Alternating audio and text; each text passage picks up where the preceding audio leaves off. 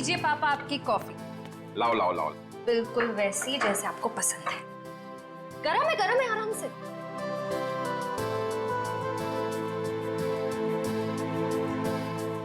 Wow, मेरी बेटी जैसी कॉफी इस दुनिया में कोई नहीं बना सकता। वो तो है, लेकिन एक जमाने में मैं भी बहुत टेस्टी कॉफी बनाया करती थी।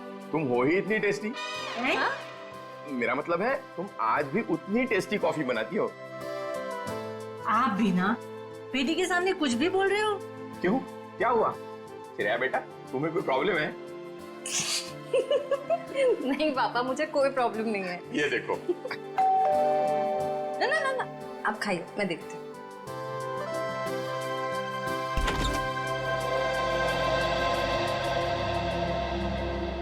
सिद्धार्थ, क्या हुआ, चौक गई मुझे देखकर? सिद्धार्थ बेटा, आओ अंदर आओ। बैठो, मैं तुम्हारे लिए अरे कॉफी। नहीं श्रेया, मैं थोड़ा जल्दी में हूँ। मैं ये एंगेजमेंट कार्ड दिखाने आया था।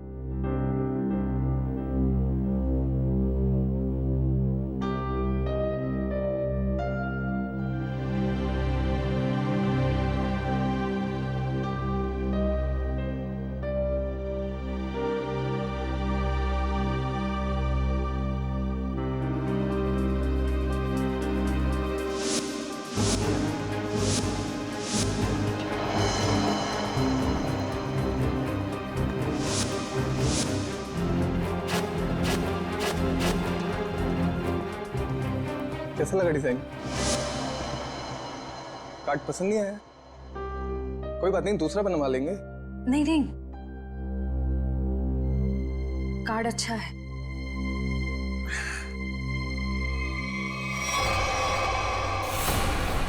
चल चल चल चल चल चल चल चल, हम लोग इस बंगले छुप जाते हैं। अरे जैसा भी नहीं यहाँ पर।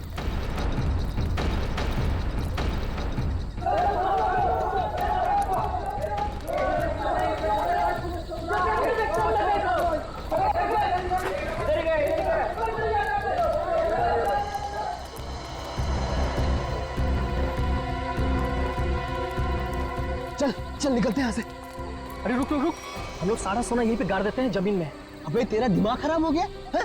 मोहल्ले के लोगों ने हमारा चेहरा देख लिया है और अगर कल हम यहाँ दोबारा आए तो यहाँ पकड़े जाएंगे, खतरे में पड़ जाएंगे। हम लोग सोना लेकर बाहर नहीं जा सकते हैं, सारे लोग घूम रहे हैं। और तू खतरों से कब से डरने लगा? अरे खतरों से नहीं, तेरी बेवकूफियों से डर रहा हूँ। देखना एक दिन तेरी सारी बेवकूफियां हमें ले डूबेंगी, समझा? तू बेवकूफ किसे बोला?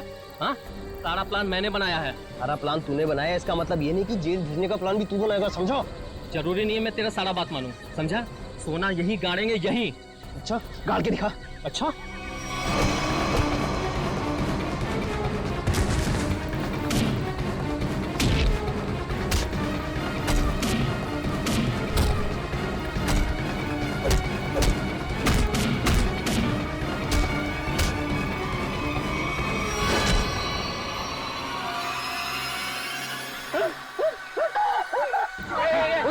उधर से आवाज है।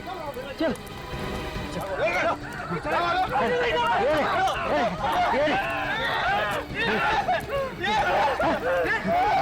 अरे ये तो कंकाल है।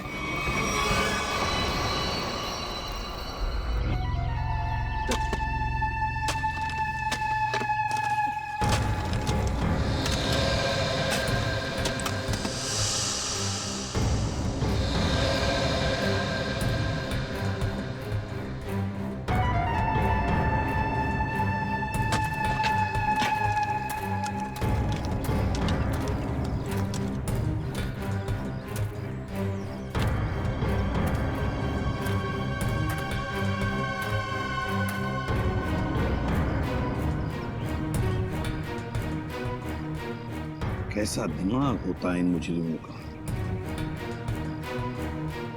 खून करके मन नहीं भरा तो डिजाइन बना दी हड्डियों की।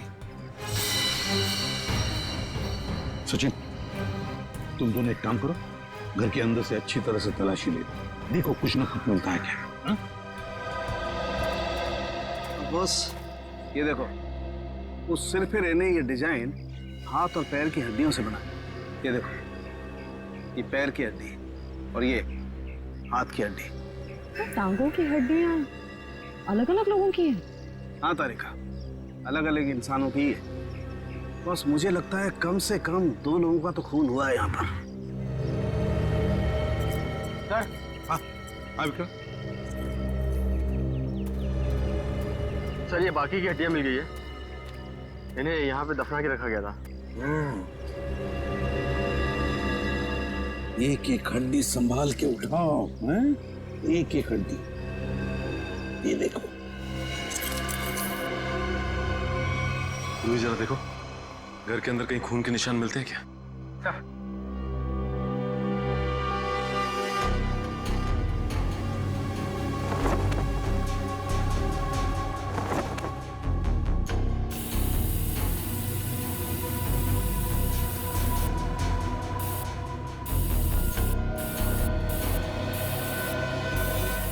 जी सर, गांव वालों का कहना है कि 1984 में इस घर के मालिक अपने पूरे परिवार के साथ ऑस्ट्रेलिया चले गए थे छुट्टी मनाने के लिए। कुछ दिनों बाद उनकी मौत की खबर आई वहां से। पूरी फैमिली समुंदर में डूब गई। अच्छा एक बात बताइए, ये उनकी मौत के बाद कोई घर का ख्याल व्याल रखने नहीं आया था? नहीं सर, दोस्तों और रिश्तेदारों को लगता था कि इस घर में कुछ आत्माएं। आत्मा? अच्छा, आप लोगों ने यहाँ पे आत्मा देखी है क्या? जी सर, कुछ परछाइयाँ दिखती रहती हैं अक्सर। हाँ, और कुछ ऐसी भयानक सी आवाजें भी आती है सर। हाँ? कैसी भयानक सी आवाजें? सर, कभी किसी के चीखने की आवाज, कभी किसी के रोने की आवाज आती है।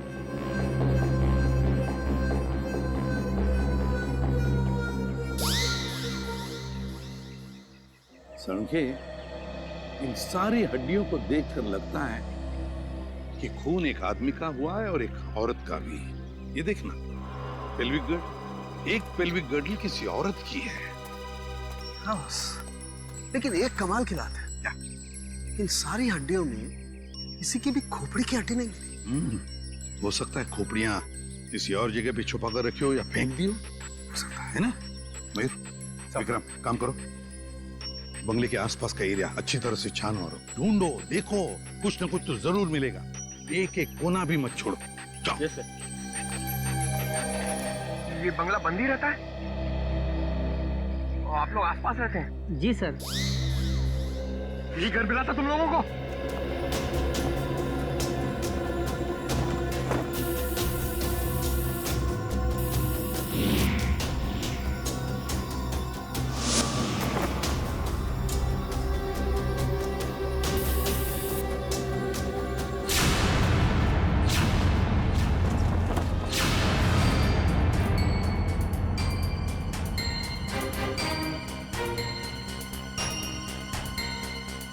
सूखा हुआ खून। सर ये टेप रिकॉर्डर और ये प्रोजेक्टर मिला है। टेप रिकॉर्डर और प्रोजेक्टर और ये सूखा हुआ खून,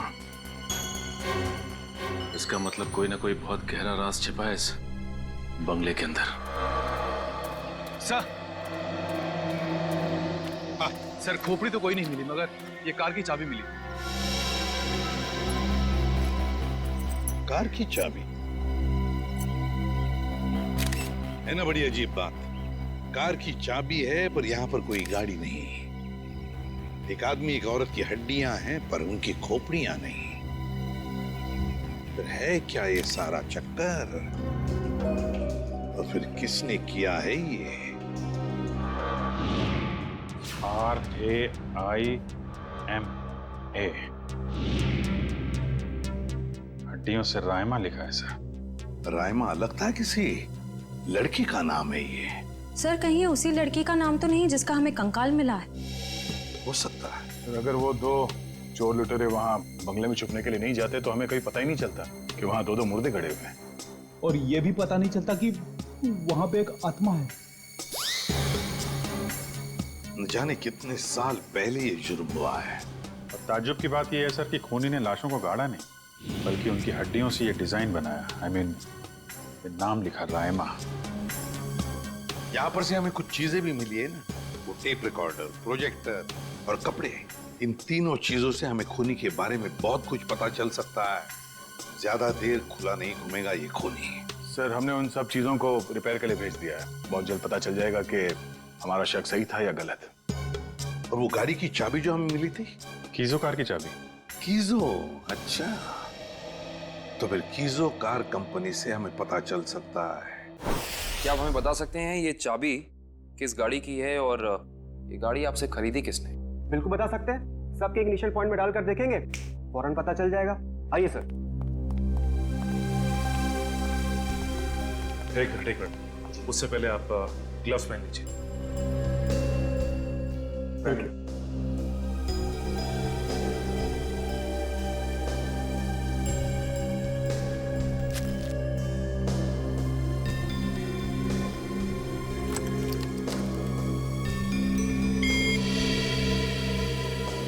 नहीं सर।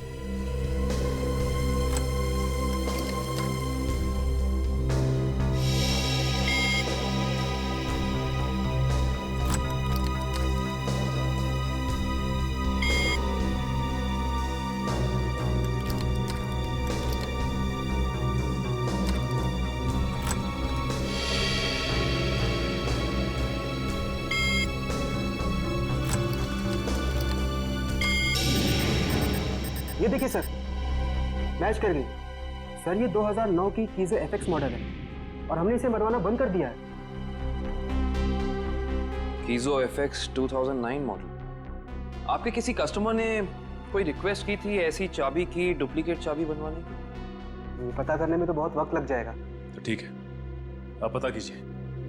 तब तक हम ये पता करते हैं कि 2009 के कीजो एफएक्स मॉडल की कितनी गाड़ियां चोरी हुई थी। मिलिंद जी। जी सर। कुछ हो रहा है कि नहीं? सर मैं कोशिश तो कर रहा हूँ सर।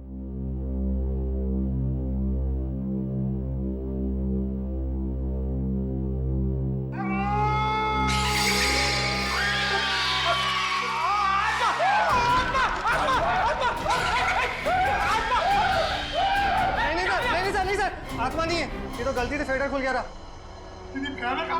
हाँ, ये वही रिकॉर्डर है जो आप लोग लेके आए थे, उसी में से आवाज आ रही थी। सर, ये आत्माओं ने शॉर्टकट मारना शुरू कर दिया है। ये अपनी आवाज यूज नहीं करती हैं, इस टेप रिकॉर्डर में आवाज डाल के यूज करती हैं। पंकज, ऐसा भी हो सकता है कि वहां पे कोई आत्मा हो ही ना, कोई इंसान ही ये सब खेल खेल रहा हो। मिलिंद जी। जी सर। आपको इस प्रोजेक्टर से क्या फुटेज मिला? हाँ सर, एक मिनट। हेलो रचना, तुम नीचे खड़ी हो? ओके, तुम वहीं रुको, मैं आता हूं। सर सॉरी सर, मुझे किसी काम की वजह से नीचे जाना पड़ रहा है। आप लोग ये रिमोट लीजिए ना, आप लोग फुटेज देखिए। पर सर जरा ध्यान से। ध्यान से क्यों? क्योंकि सर ये फुटेज कमजोर दिल वालों के लिए नहीं है।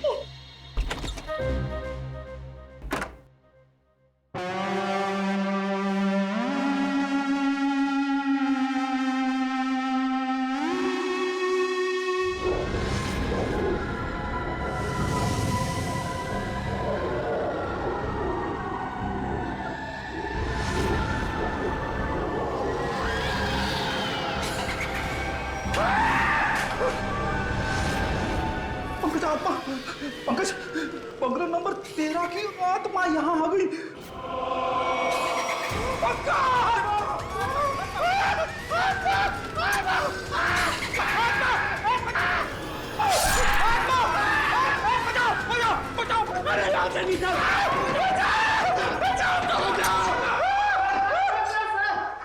मैंने तो पहले कहा था सर, ये फुटेज कमजोर दिल वालों के लिए नहीं है। नहीं है? अरे आपको क्या इतनी सी फुटेज मिली थी? हाँ सर, अभी तो यही फुटेज मिली है। अरे ये क्या कम है, पता नहीं एसीपी साहब क्या कहेंगे ये फुटेज देखकर। आप उनसे ये मत कहना कि हम दोनों डर गए थे। सर मैंने तो उनको फोन करके सब कुछ बता दिया। हमारा अंदाजा सही निकला। ये खूनी इस प्रोजेक्टर के जरिए किसी को डरा रहा था, आत्मा बनकर। सर हो सकता है कि इस फुटेज का उन मुर्दों के साथ कोई लेना देना ही ना हो। I mean, लोगों में ये अफवाह फैली है कि इस बंगले में आत्मा है, तो हो सकता है कि ये पूरी फुटेज किसी ने किसी के साथ मजाक करने के लिए बनाई हो। नहीं श्रेया, नहीं, इन दोनों चीजों का जरूर एक दूसरे से कोई ना कोई संबंध है। ये डरावनी फुटेज उस खूनी के विकृत दिमाग में से ही निकली है। सर किसी को डराने या मजाक करने के लिए कोई इतनी मेहनत नहीं करेगा। फुटेज में ये जो आत्मा है इसे प्रोफेशनल तरीके से फिल्माया गया है, स्पेशल इफेक्ट्स के साथ, जैसे फिल्मों वगैरह में होता है। और इस फुटेज को देख के लगता है सर कि खूनी को स्पेशल इफेक्ट्स का काफी ज्ञान है, या फिर हो सकता है उसने ये फुटेज किसी स्पेशल इफेक्ट स्टूडियो में बनवाई है। हाँ, बिल्कुल सही, ऐसा ही हो सकता है। तो शहर में जितने भी स्पेशल इफेक्ट्स के स्टूडियोज हैं, सब में जाकर के पता लगाना पड़ेगा। आइए सर, ये बलविंदर है, वो गाड़ी की चाबी इन्हीं की थी। क्या बात है सर, मुझे यहाँ क्यों बुलाया गया है? हमें आपकी गाड़ी की चाबी मिली है। कहाँ से सर? उन्नति नगर, बंगला नंबर 13। ये एड्रेस कुछ जाना पहचाना लग रहा है? नहीं सर। नहीं? रायमा नाम सुना है पहले कभी? बिल्कुल नहीं सर। मगर सर, इसका मेरी गाड़ी से क्या लेना देना है? आपकी गाड़ी है कहाँ? सर, वो तो कई सालों से गायब ही है। कब से? 5 जुलाई 2011। दरअसल मेरा टैक्सी का बिजनेस है। मेरी कंपनी का नाम है बलविंदर एंड कंपनी। मेरा ड्राइवर प्रीत उस दिन गाड़ी लेकर न जाने कहाँ गायब हो गया। तब से लेकर आज तक मेरी गाड़ी का कोई अता पता ही नहीं है सर। और उस ड्राइवर का? अस्पताल से फोन आया था कि उसे वहां भर्ती किया गया है। मैं उसे वहां देखने गया था। उसकी हालत बहुत खराब थी सर। आग लगने की वजह से उसका थोड़ा शरीर जल गया था। रहता कहाँ ये तुम्हारा ड्राइवर? सर, आजकल वो मानसिक चिकित्सालय में है। सर, वो बहुत गहरे सदमे में है। मानसिक चिकित्सालय? कौन से हॉस्पिटल में है वो? सर, पूना से 50 किलोमीटर आगे एक स्टेट मेडिकल सेंटर है, वहीं पर है। State medical centre?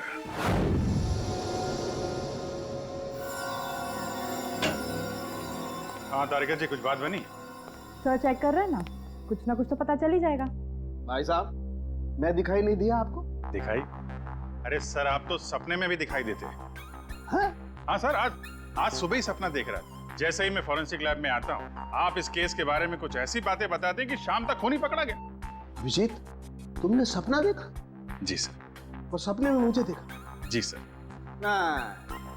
तुमने सपने में तारिका जी को देखा होगा। जी सर।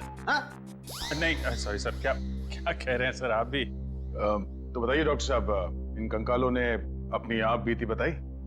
हाँ, थोड़ी बहुत बातें पता चली हैं। सबसे खास बात ये कि ये कंकाल वक्त के साथ कंकाल नहीं बने। खूनी ने इन्हें मारने के बाद तुरंत इन्हें कंकालों में बदल दिया है। मतलब खूनी ने इनकी खाल को एसिड से जला दिया है।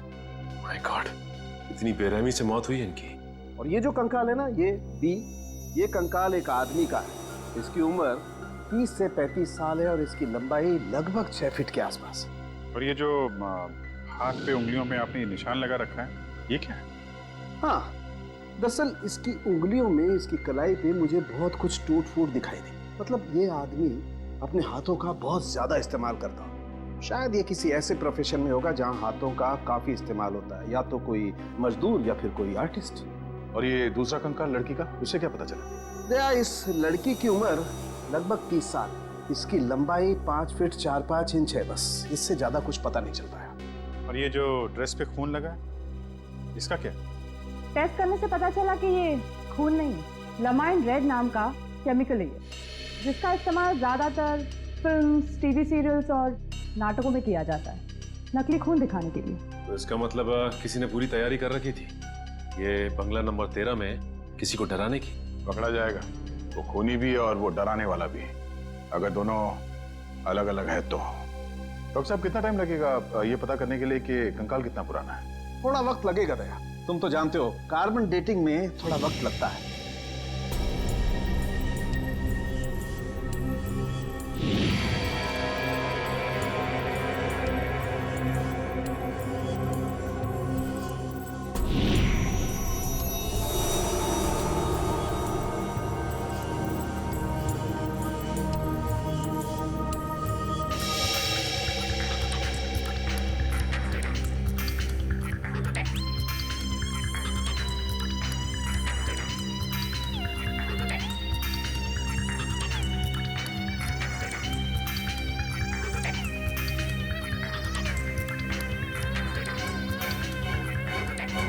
गुड, अब गणित शुरू हो गई है।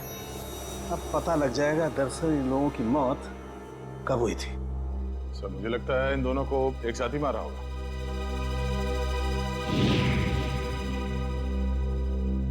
36 से 38 महीने पहले। मतलब 3 साल पहले 2011 में मौत हुई इनकी। और उस बलविंदर की कार भी जुलाई 2011 को गायब हुई थी, बंगला नंबर 13 से। सर अब तक तो खूनी शहर छोड़ के भागा होगा, उसे ढूंढेंगे कैसे? भागने दो, कहां तक भागेगा?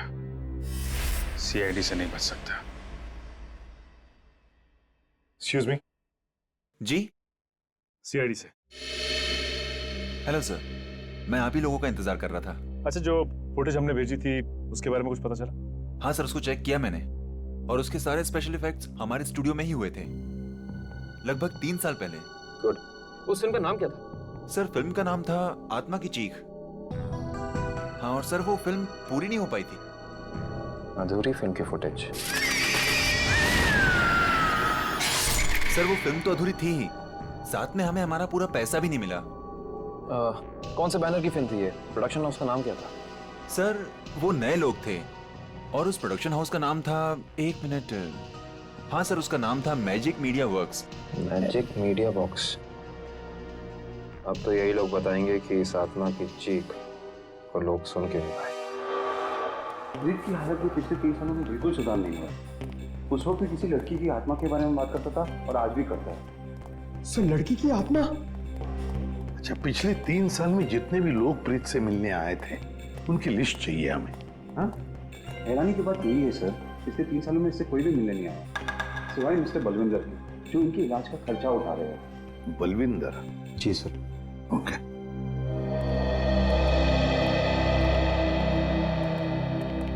प्रीत, ये सीआईडी ऑफिसर्स है, ये तुमसे कुछ बात करना चाहते हैं। सीआईडी? ये सीआईडी क्या होता है? सीआईडी का मतलब है दोस्त। और प्रीत, दोस्त किसे कहते हैं? जो अपना सुख दुख दूसरे दोस्त के साथ बांटता है ना? और हम सब तुम्हारे दोस्त हैं, तो अब तुम हमसे तुम्हारे सुख दुख बांटोगे ना? ठीक है दोस्त। देखो प्रीत, अब मैं तुमसे कुछ कहूंगा, कुछ पूछूंगा, इन सब चीजों का बड़े शांत दिमाग से मुझे जवाब देना।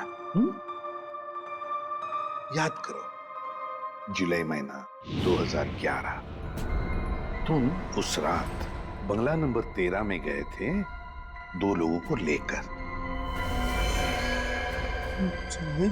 हाँ, 2011 बंगला नंबर 13। बंगला नंबर 13, क्या हुआ था वहां पर? तुम लोग मेरे दोस्त नहीं हो, तुम लोग मेरे दोस्त नहीं हो। राइमा ने भेजा ना तुम लोग को मुझे मारने के लिए। राइमा ने भेजा ना? नहीं, राइमा ने नहीं भेजा है। हम लोग दोस्त हैं तुम्हारे। हाँ पक्का? बिल्कुल पक्का, राइमा ने नहीं भेजा है हमें। अब बताओ क्या हुआ था उस रात उस बंगले में? हा? बंगला नंबर 13। एक आदमी और औरत ने पैसे दिए थे मुझे उन्हें वहां ले जाने के लिए। ये क्या? राइमा चीख रही है, राइमा चीख रही है, मुझे मार देगी, मुझसे बदला लेना चाहती है। राइमा तुम्हारे पीछे है। ये बात करने की स्थिति में नहीं है अभी। आई एम सॉरी डॉक्टर साहब, 2 मिनट और। सॉरी, मैं आपके केस के लिए मैं अपने पेशेंट की जान खतरे में नहीं डाल सकता। Please cooperate. ठीक है। मुझे मार देगी, मुझसे बदला लेना चाहती है। अभिजीत, एक बात तो पक्की है कि उस रात प्रीत बंगला नंबर 13 में एक आदमी और एक औरत को लेकर गया था, और हमें जो कंकाल मिले हो शायद उसी आदमी और उस औरत के हो। हाँ सर, ये आत्मा वाला ड्रामा करके उनको डराया, मार डाला, फिर सर अलग कर दिया ताकि पहचान ना हो सके। सर ये प्रीत बार बार राइमा आ रही है, ऐसा क्यों बोल रहा है? कहीं राइमा जिंदा तो नहीं? इस बात का तो पता लगाना ही पड़ेगा कि प्रीत की बातों में कितनी सच्चाई है और कितना भ्रम। लेकिन एक बात तो पक्की है, इस राइमा का इस केस के साथ कोई ना कोई संबंध जरूर है। इस राइमा की कुंडली निकालो। राइमा,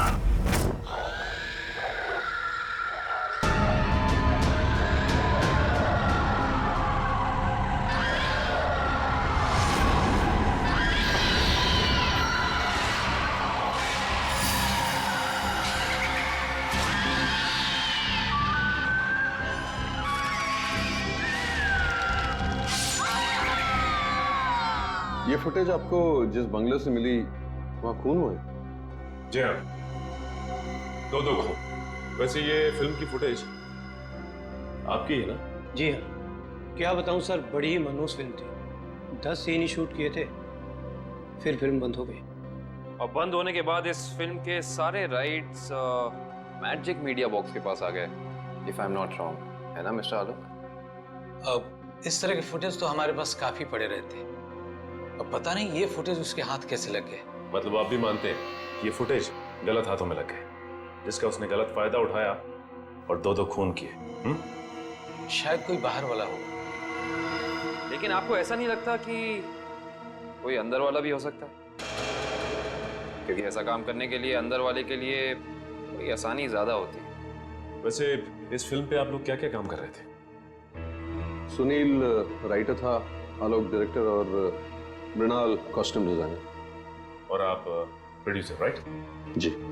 आप में से कोई राइमा को जानता है? राइमा हमारे फिल्म की हीरोइन थी। सर, आप कैसे जानते हैं राइमा के बारे में? आप एक काम कीजिए मिस्टर आलोक, आप अपनी फिल्म की हीरोइन राइमा को यहाँ बुला लीजिए। वो एक्चुअली कई साल पहले राइमा एक हादसे में आग में जलकर मर गई। मर गई? अच्छा, राइमा की कोई तस्वीर या फोटो? मृणाल, फोटो ले आओ। जी सर। एक मिनट, अभी आपने कहा कि वो जल के मर गई, लेकिन कैसे? अब ज्यादा कुछ तो पता नहीं है, क्योंकि उसके और हमारे बीच तनाव हो गया था। और वो क्यों? वो एक्चुअली हम राइमा को अपनी फिल्म में हीरोइन लेना चाह रहे थे, पर बाद में हमने अपना इरादा बदल लिया और स्मृति को हीरोइन ले लिया और राइमा हो गई साइड एक्ट्रेस। तुम मेरी जगह ये छिपकली को हीरोइन बनाना चाहते हो? तुम्हारा दिमाग खराब हो गया है? राइमा, तमीज से बात करो। मैंने तुमसे कहा ना, अगली फिल्म में तुम्हें हीरोइन बनाऊंगा।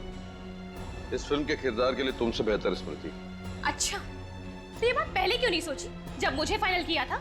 ये फिल्म इंडस्ट्री है राइमा, यहाँ किसकी किस्मत कब यू टर्न मार जाए कोई नहीं कह सकता। ये फिल्म मेरी किस्मत में थी, मुझे मिल गई। इंतजार करो, सिर्फ इंतजार। एक दिन तुम्हारी जिंदगी ऐसी दिशा में चली जाएगी जिसका अंत गहरी खाई में होगा, समझे तुम? क्या तुम मुझे धमकी दे रही हो? धमकी ही समझ लेना। राइमा रुको, राइमा। सूरज गया था राइमा को मनाने के लिए, लेकिन कोई फायदा नहीं। एक हफ्ते बाद खबर आई कि एमजे स्टूडियो में आग लगी है और राइमा की मौत हो गई। मुझे अफसोस है, अगर राइमा हमारी फिल्म की हीरोइन होती तो शायद ये दुर्घटना ना होती और आज वो जिंदा होती। आलोक जी, आप एक काम कीजिए, आप अपनी फिल्म की नई हीरोइन स्मृति, उनको यहाँ बुलाइए जरा। मैंने उसे कॉल किया था, उसका फोन लगा नहीं, और आर्ट डायरेक्टर विराज का भी वो फोन डेट बता रहा था। विराज और स्मृति से मिलना पड़ेगा। सर, ये रहे फोटो। ये है राइमा। राइमा ने स्मृति को धमकी दी, उसके बाद राइमा खुद मारी गई। तो फिर ये खून कर कौन रहा है? इसका जवाब तो अब विराज और स्मृति से मिलकर ही पता चलेगा। मैंने पता किया, ये विराज और स्मृति इस ब्लू रोज प्रोडक्शन हाउस में काम कर चुके हैं। गुड निकल, इससे पूछते हैं। अरे सुनिए भाई साहब जी, ये विराज शंकर है, आर्ट डायरेक्टर है, काफी टीवी में और फिल्मों में सेट लगाए हैं इन्होंने। इन्हें पहचानते हैं आप? नहीं सर, मुझे नहीं मालूम। जी, आगे पूछते हैं। एक्सक्यूज मी, हम लोग सीआईडी से। जी, आप विराज शंकर को जानते हैं? विराज शंकर? हाँ सर, मैं जानता हूँ। वो बेचारे बहुत कर्जे में थे, पर फिर पता नहीं क्या हुआ उनका। कोई एड्रेस, कोई पता? सर, इस बारे में कुछ ज्यादा तो पता नहीं है, लेकिन उनका ऑफिस कहीं अंधेरी में है। अच्छा, ये फोटो को ध्यान से देखिए। स्मृति ये फिल्मों में काम करती है, पहचानते हैं आप इन्हें? जी हाँ, इनकी बंद फिल्म के बाद इनको कोई प्रोड्यूसर फिर से रिलॉन्च करना चाहते थे, लेकिन सर ये पता नहीं क्यों बदकिस्मती से ये 2011 में अमेरिका चली गई और उसके बाद फिर लौट के आए हैं। ये स्मृति का कोई अता पता जहाँ हम उनसे मिल सकते हैं? हमें तो नहीं पता, पर उस एजेंसी पर उसका पुराना एड्रेस होगा जहाँ पर उन्होंने चमकार वॉशिंग पाउडर का विज्ञापन किया था। ठीक, थैंक यू। ज्यादा एजेंसी से स्मृति के घर का पता निकलवाते हैं।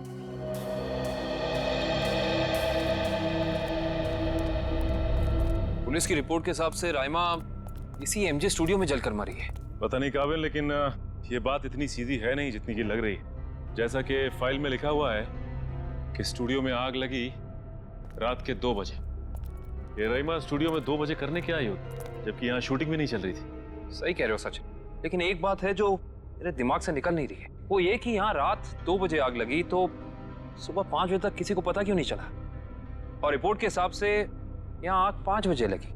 जिन पुलिस वालों ने इस केस की तहकीकात की थी, उन्होंने जरूर कुछ गड़बड़ की है, तभी तो केस के 2 महीने के बाद उनका ट्रांसफर यानी कि तबादला हो गया था। हो सकता है निखिल, लेकिन उससे ज्यादा अहम बात यह है कि रिपोर्ट के हिसाब से यहाँ राइमा की एक हड्डी तक नहीं मिली। मतलब आग इतनी भयंकर थी। स्टूडियो को देख के ऐसा लगता नहीं है कि आग इतनी भयानक होगी कि चलने वाले का नामो निशान राख हो जाएगा। उससे भी अहम बात यह है कि ये स्टूडियो इस्तेमाल में नहीं था, यहाँ पे कोई शूटिंग नहीं चल रही थी। फिर राइमा यहाँ पे आई क्यों? इसका पता तो तभी चलेगा जब हम इस स्टूडियो को अच्छी तरह से छान मारेंगे। देखते हैं क्या मिलता है।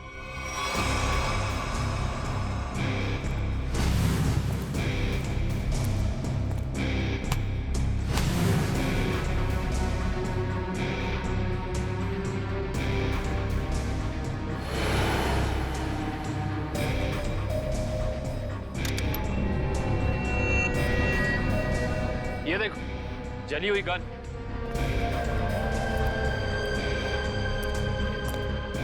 हाँ, ये तो पूरी पिघल चुकी है। पुलिस वालों ने लगता है अपना काम ठीक से किया नहीं, देखा नहीं से पहले। ये भी हो सकता है कि राइमा ये गन किसी को मारने के मकसद से लाई हो। या फिर हो सकता है कि कोई राइमा को मारने के लिए लाया हो। ये भी पॉसिबिलिटी है। जरूर कुछ है यहाँ, देखते हैं और क्या मिलता है।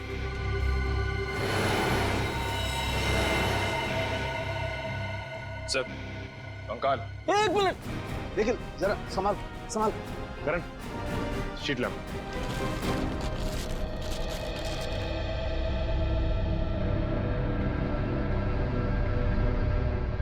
एक बार कंकाल।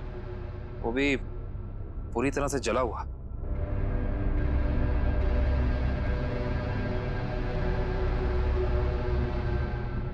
बॉस, इसकी पेल्विक गर्डल से पता लगता है कि ये कंकाल किसी लड़की का है। सर, कहीं ये कंकाल राइमा का तो नहीं है?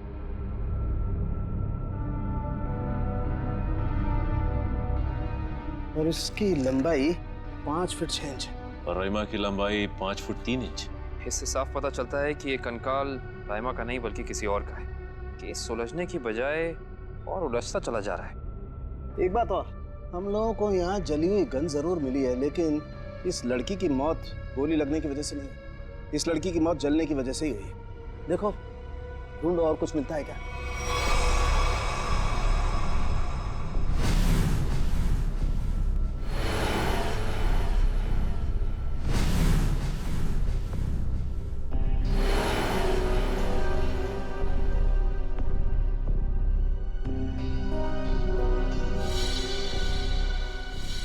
सर ये देखिए सर, बाल बाल।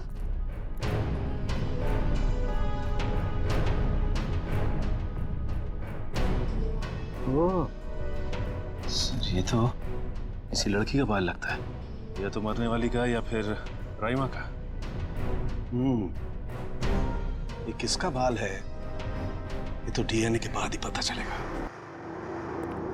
सर, ये अरुण है, विराज जी के वर्कशॉप के इंचार्ज। जी, आपको कुछ बनवाना था? जी हाँ, हथकड़ी बनवानी है। हथकड़ी? मैं कुछ समझा नहीं। हाँ, अपनी बनाई हुई हथकड़ी खुद अपने हाथों में पहनेंगे तो थोड़ा दुख कम होगा। अब समझ में आया, इतने सालों के बाद ख्याल आया आपको कर्ज के रुपयों का। कर्ज के रुपए? हाँ, इसीलिए तो आप उन्हें ढूंढ रहे हैं, क्योंकि वो लोगों से लिया हुआ कर्ज वापस नहीं कर पाए। नहीं मैडम, हमारा यहाँ आने का मकसद कुछ और है। विराज को बुलाई, कहाँ है वो? ये तो कोई भी नहीं जानता। कर्जदारों से परेशान होकर आज से 3 साल पहले जुलाई 2011 में न जाने कहाँ गायब हो गए। जुलाई 2011? सर 5 जुलाई 2011।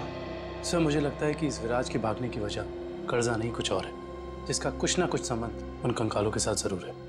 मुझे तो लगता है उनमें से एक कंकाल विराज का है। याद है सारुण के साहब ने कहा था, आदमी वाला कंकाल किसी मजदूर या आर्टिस्ट का है जिसने जिंदगी भर अपने हाथों से बहुत काम लिया है। और हो सकता है सर शायद वो दूसरा कंकाल स्मृति का हो। ये विराज के परिवार वाले कहाँ रहते हैं? सर जहाँ तक मुझे पता है उनके परिवार में कोई और है ही नहीं। विराज अकेले ही थे? जी सर। चीज मिल जाती डीएनए सैंपल के लिए तो कंकाल वाला राज खुल जाता। ये सारी पेंटिंग उन्हीं की है ना? जी सर। देखो जरा।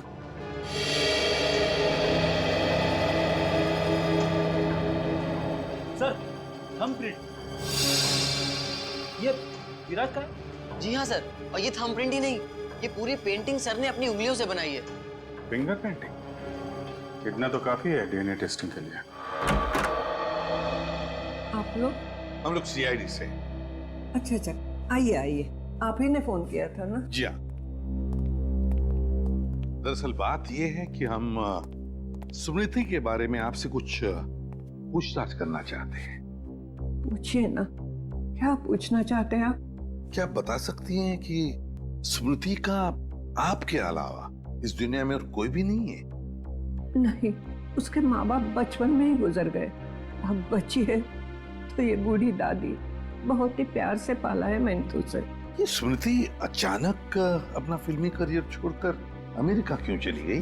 वो कभी किसी को कुछ नहीं बताती थी, हमेशा अपना मन का करती थी। उस दिन भी उसके मैनेजर का फोन आया, कह रहा था कि मैडम किसी विज्ञापन की शूटिंग के लिए अमेरिका जा रही है।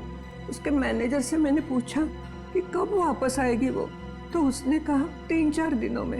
लेकिन पूरे 3 साल हो गए, अब तक उसका कुछ पता नहीं, कुछ पता नहीं। कब की बात है ये, कुछ याद है आपको? कैसे भूल सकती हूँ, 5 जुलाई 2011। सर वो कंकाल भी 3 साल पुराना है सर, कहीं वो। सर कम से कम इतना तो पता कर लो, मेरी बच्ची के साथ हुआ क्या? कहीं वो इस दुनिया में है भी या नहीं? जब तक इस राज का बोझ मेरे दिल पर रहेगा, मैं इतना चैन से जी पाऊंगी, न मर पाऊंगी। देखिए, मैं आपसे वादा करता हूं कि सच क्या है इसका हम पता लगा लेंगे। प्लीज आप अपना ख्याल रखिए, ठीक है?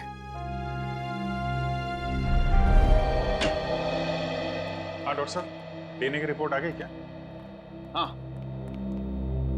पेंटिंग पर जो सूखा हुआ सलाइवा मिला था, वो सलाइवा ये बताता है कि वो आदमी वाला कंकाल विराज का ही है।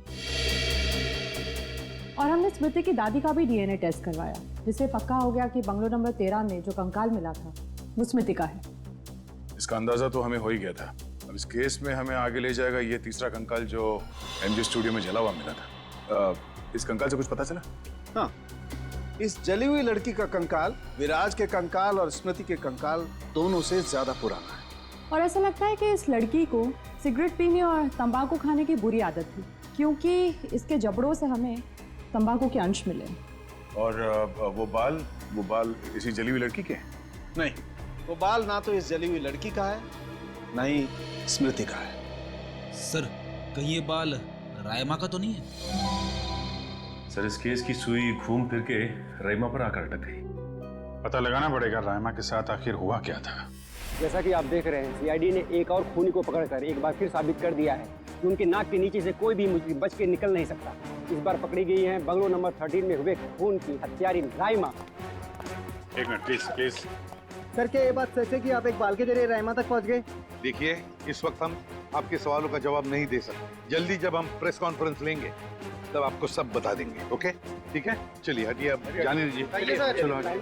रायमा जी, आपने उन मासूम लोगों को क्यों मारा? क्या वजह थी इसके पीछे? रायमा जी, प्लीज पीछे हटिए, प्लीज। रायमा जी,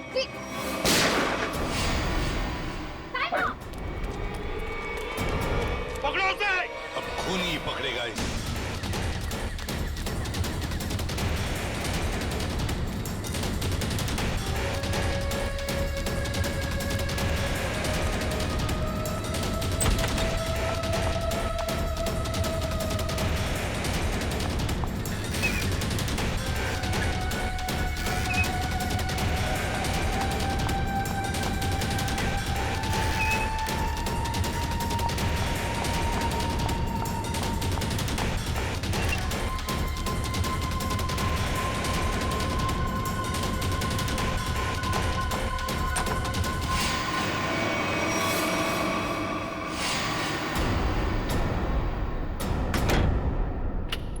बस,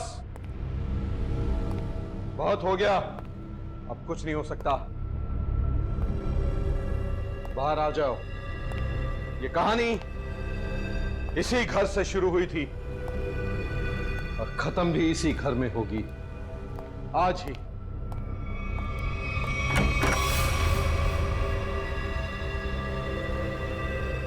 छुपने का कोई फायदा नहीं, बाहर आ जाओ। सुना तुमने?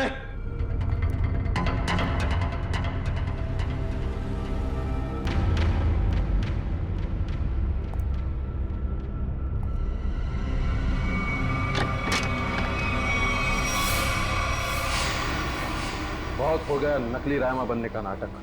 पर come on, move.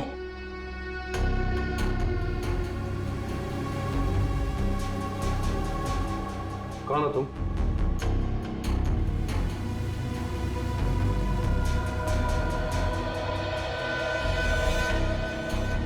CID office, पूर्वी। सीआईडी?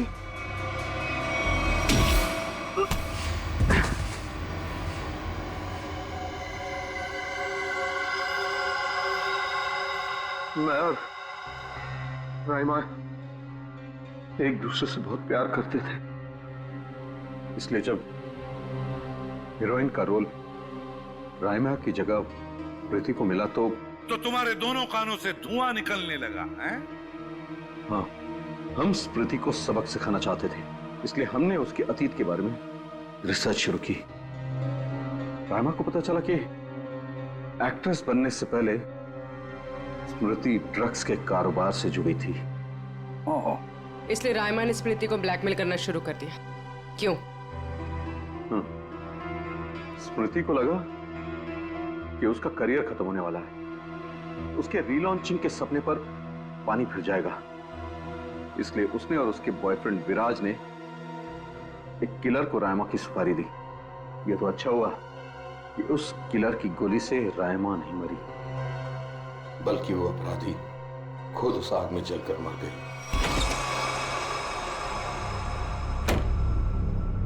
विराज, स्मृति, कहाँ हो तुम दोनों?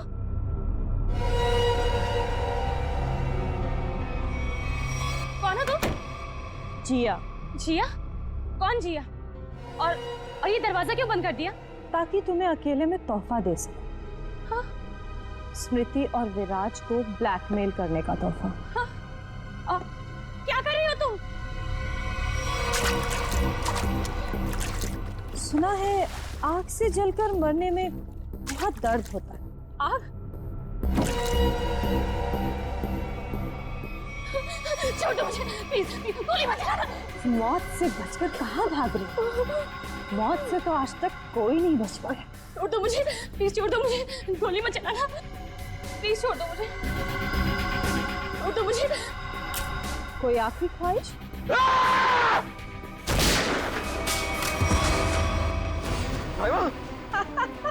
रायमा, मैं तुम्हें कुछ नहीं होने दूंगा।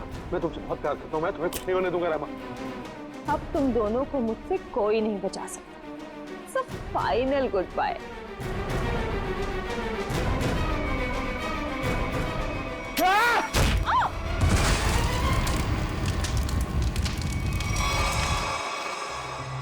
और रहीमा, उसका क्या हुआ? जिंदा लाश बन गई वो। तब मैंने ठान लिया, अब मेरी जिंदगी का सिर्फ एक ही मकसद होगा, स्मृति और विराज की बर्बादी। मैंने उन्हें यकीन दिला दिया कि रायमा जिंदा है, इसलिए वो लोग यहां आए, उस ड्राइवर को लेके जिसने एमजे स्टूडियो में आग लगाई थी। और फिर तुमने उन्हें डराना शुरू कर दिया, उनके दिमाग में यह भ्रम पैदा कर दिया कि यहाँ पर रायमा की आत्मा अभी भी है, जो उनसे बदला लेना चाहती है। हाँ, और फिर उन्हें मार डाला और उनका सिर काट के अपने साथ ले गए, ताकि अगर कभी उनकी लाश मिलती भी है तो उन्हें कोई पहचान ना सके। बेवकूफ हो तुम, बेवकूफ। अगर कानून की मदद लेते तो उन दोनों को वैसे ही सजा होती, मगर नहीं, तुमने कानून को अपने हाथों में लिया, उन दोनों को बेरहमी से मार डाला। रायमा, उसका क्या? कभी सोचा तुमने? बेचारे की जिंदगी का फैसला तो अब कानून करेगा, लेकिन तुम्हारा फैसला तो हो ही गया, समझ लो। तुम्हें तो फांसी होगी, फांसी। Good morning. Hi. Good morning. अरे ये क्या लेके आई हो? सर ये आप सबके लिए मिठाई है और मेरी एंगेजमेंट के इनविटेशन कार्ड्स हैं।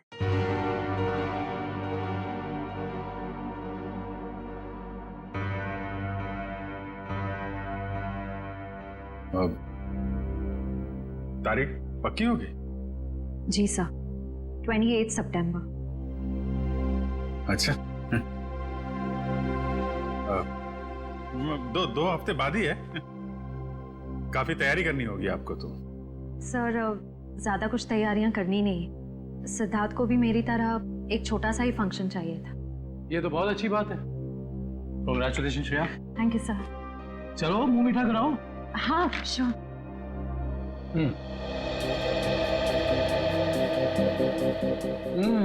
ये लड्डू बहुत अच्छे हैं। सर आप लोग भी लीजिए ना। हाँ थैंक यू सर। लो फ्रेडी, मुंह मीठा करो। रहने तो मीठा खाने का मन नहीं है मेरा। अरे फ्रेडी, एक लड्डू से कुछ नहीं होगा, लो ना। Sir please. ये हुई ना बात पूरी। तुम ही लो श्रेया।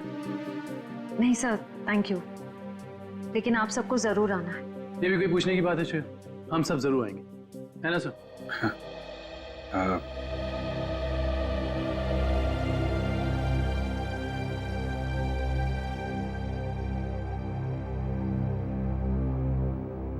सर आप आएंगे ना?